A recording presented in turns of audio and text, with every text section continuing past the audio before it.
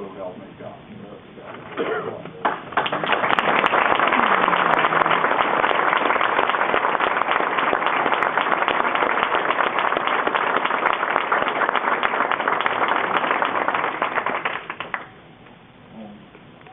Very briefly.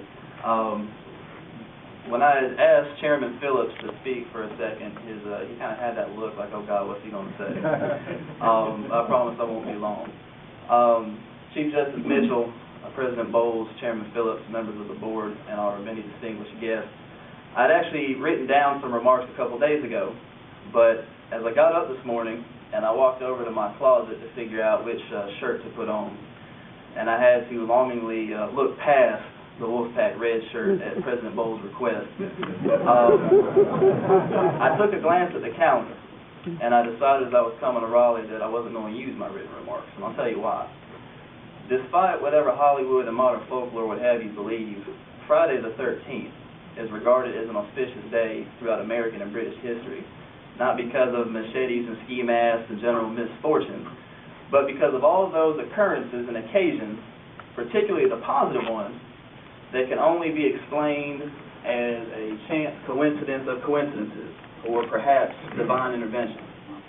As I stand up here today and I think about the path I have taken to get here, I can't think of any better day to be taking my oath as the incoming student member of the Board of Governors.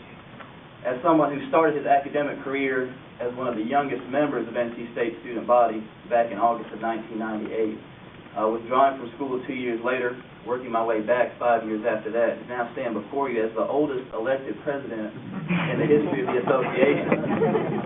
It is an amazing feeling, and it's one that I can only justify to myself as a chance coincidence of coincidences, or more honestly, probably divine intervention.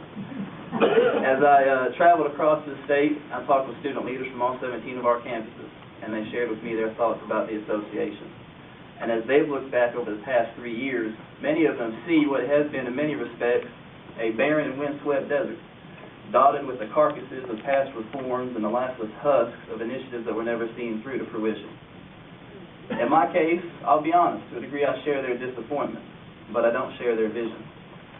As I look back, I see opportunity, and that as I look ahead to this time next year when it's my successor standing at this podium, I see a bright and verdant landscape, lush with the foliage of achievement, and ripe with the fruits of our accomplishments that we can hand off to the next generation of student leaders.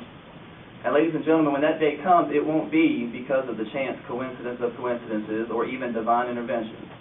It will be because of the determination, the dedication, and the innovation of the students with us here today, their teammates in the Association of Student Governors, and the thousands of young scholars that we all represent. So on their behalf, thank you for letting me be up here for a few minutes of your time. We all look forward to working with such an amazing group of distinguished leaders on behalf of such an amazing group of distinguished students. Thank you.